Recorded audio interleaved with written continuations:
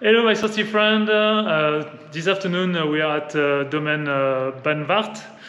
I'm with Regine, and we'd like to know more about your estate. I mean, just behind us we have a beautiful, let me just show everybody, beautiful Georgian style Qvevri. So Regine, tell us about this journey. I mean, when did you start? So my parents start in the year 1960, and my brother and I, we continue since 1986, and we are very enjoyed to make this Alsace wine and now natural wine since 2004, and orange wine since? Orange wine since 2011. In the Qvevri, in the cellar, but before in the garden. Okay, so the estate is certified biodynamic. You produce also a range of natural wine. So maybe it's time to test. Yes, Allez. No problem. So Regine, so this is your discovery range, which come from soil, as you mentioned, which are mainly calcareous and limestone. So it's a blending from different parcels, from different soils. So we tried this range, which has a very good level of liveliness and a little touch of sweetness, even on the Riesling. So it makes the wine very greedy, very appealing. But you feel a lot of maturity for at least this entry-level style of wine. Let me show to everybody. This is a tradition with all the information and certification on the back label. So this range of wine has like from 8 to 30 grams of sugar per liter, with the Gewurztraminer being the one with the highest content, and the Riesling and Pinot Grigio between 8 to 10. So obviously it's difficult to produce natural wine with sugar. Yes, sir. So this range, which is, I would say, the popular one among customers, so you prefer to do it with a bit of sulfite? I suppose you just use it at the end? Yes, because we like this small level of sugar. We add a little sulfite, just what it's necessary to have the wine stable. But except this, you don't use any other inputs into your wine during... And all the wine are with the natural yeast. And if it's a classical range or the natural range, all the start of vinification is the same. It's just this we stop. Sometimes we stop the fermentation to have this well balanced with the fruit and sugar. So you just use the sulfites at the bottling. Or sometimes a little before, if the wine is a little. We say enfant terrible. Okay, yeah, you feel okay. So sometimes we have to be a little more strict and to add sulfate after fermentation. That we have this quality and this this balance. So we had Riesling 19, Pinot Grigio 19, and the Gewurztraminer 18. So obviously you also age your wine a little bit longer. I mean, you mentioned what, for 1 year? 1 year, yes. This is your natural wine range, which you explained to me. This one is a classic Riesling, which is a blend of different plots. Then you have another Riesling, but which come from a specific terroir. Bild. Bild. I need to take some training for German. It's fine. So the difference between those, I mean, of course, I mean, one is 18 and the other one is 13. So, but this is not the most different. Yes. The most different is really the origin. the origin. This is a blending Yeah. from different parcel, and the Bildstöckli is only from one parcel. And this is more calcareous. Yes, only calcare. Very. You have maybe this very ground soil, Yeah. and then you have Directly the rock. the stone. Yes, the rock. And this give really, because the vines are quite 40, 50 years old. So you have the roots Okay, it's quite in the stone. quite old for Alsace. No? For us, it's normal. For it's okay. Yeah. Right. And then you have really the root in the stone who brings this minerality and this character of this wine. No, I really like, of course, something a little bit more fresh, light. I mean, crisp with a classic nature, and then of course, I mean, the 13 shows a little bit more mineral character because of its origin. Also, we got a bit of time to age, so you still get the citrus character, but somehow a bit more confited. So yeah, definitely some very pleasant wine to drink, and both bone dry. And then we tried this.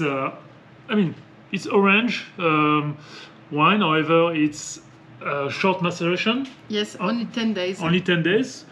But Gewurztraminer has a pinkish color.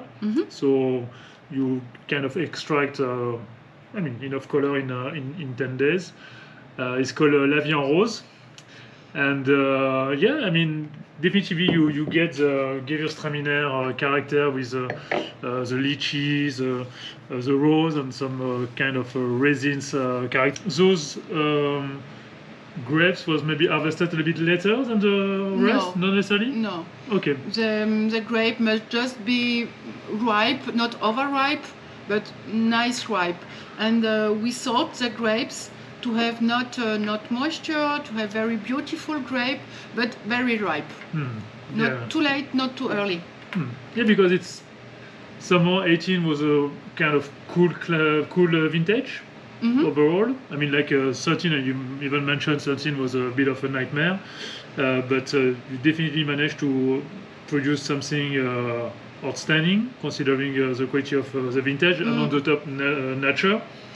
18 was not as difficult, but still on the cool side. But despite this, I mean, I found the wine pleasant, but somehow displaying more like a kind of more like warmer vintage. I mean, 18, yes. Yes. I mean, yes. We feel a bit more warmth in the palate. The wine, I think, gets 15 plus percent of alcohol. Still, there is a good level of freshness, but yes, definitely, wine is dominated by the lush and voluptuous, I would say, and with a very pleasant and attractive nose. So I kind of like, but now it's time to go one step up with Qvevri. Yes. Which is so we showed you earlier Qvevri, which is the Georgian way of making wine in amphora, which are underground. Let me show you. This is the name Qvevri is the name of the amphora. Exactly.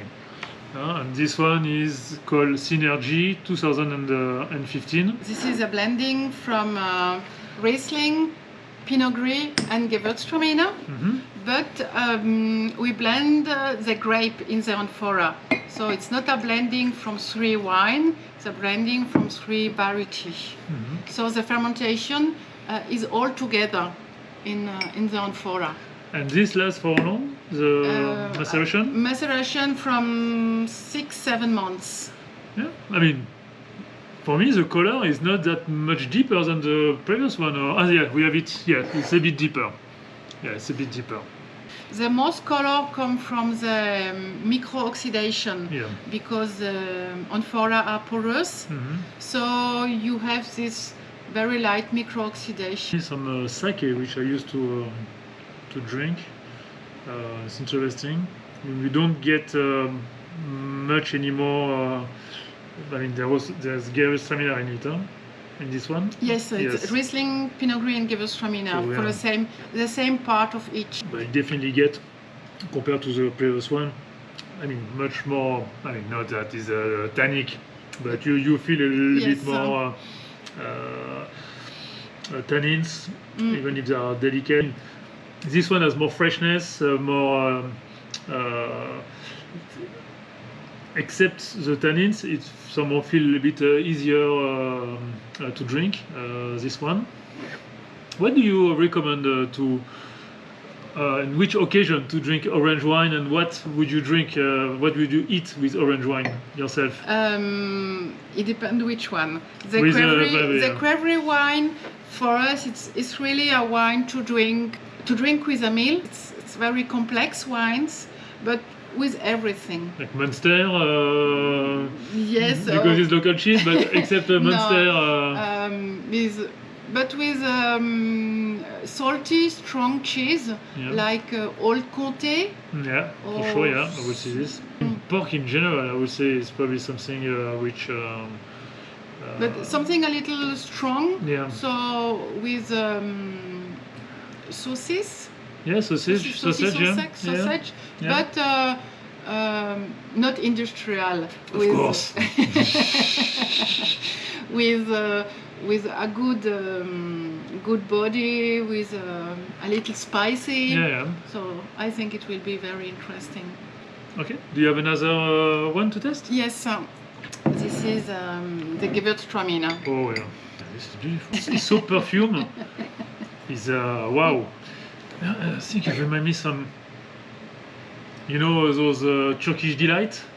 Those it's actually a dessert. Okay. Yes, I understand. Yes. So when you drink, yes, it's fully dry. It's dry. Yes. Fresh, with those delicate tannins that support, and give extra dimension to the wine. So wow. One last thing about orange wine. So you mentioned orange wines are anyway all of them are maceration wine. Yes. So with white grapes. With I mean white or pinkish. Yes. But not red, obviously. Not red. So it can be a maceration from what? From like 5 days? One day. Or even one day you can call it orange wine? When you have a little maceration, okay, it's orange wine. And it's whatever the color. You can have orange wine like this color.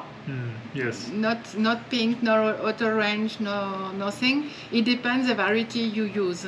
But yes, we have no regulation for the orange wine. Orange wine is maceration from white grapes. That's or it. Pink. Yeah, it's all. 1 day, 1 month, 1 year. 1 year. No matter. Whatever. Okay. And the one last thing is about this wine, the Qvevri. Qvevri. So to mention Qvevri on the label, you mentioned it's minimum 1 month. 1 month maceration in Qvevri. In Qvevri. And in your case, you macerate for how long? For 6 to 8 months, because we decide to use the same method like in Georgia. Yeah. The wine with the Qvevri name are only in Qvevri. Nothing else. Nothing else. So after 6 to 8 months, we taste the wine and we put the grape out. And then if the wine is interesting, stable, nice, with a good feeling, we put it in bottle. If we think it can be a little better with aging, now with the new cellar, the wine stay in the Qvevri a little longer. But without skin. Okay. And so 3 months, 6 months, 1 year. Now we have wine in the Qvevri from 2019. Okay. Aging in the Qvevri to see how is the evolution. Okay. Because we don't know, so... Yeah. work in progress. Yes, look and see. Thank you, Regine, for your time and for all your explanation. It was wonderful tasting, and hope to have your wine soon in Asia or in UAE. Thank you. Thank you for you. Cheers. Bye bye.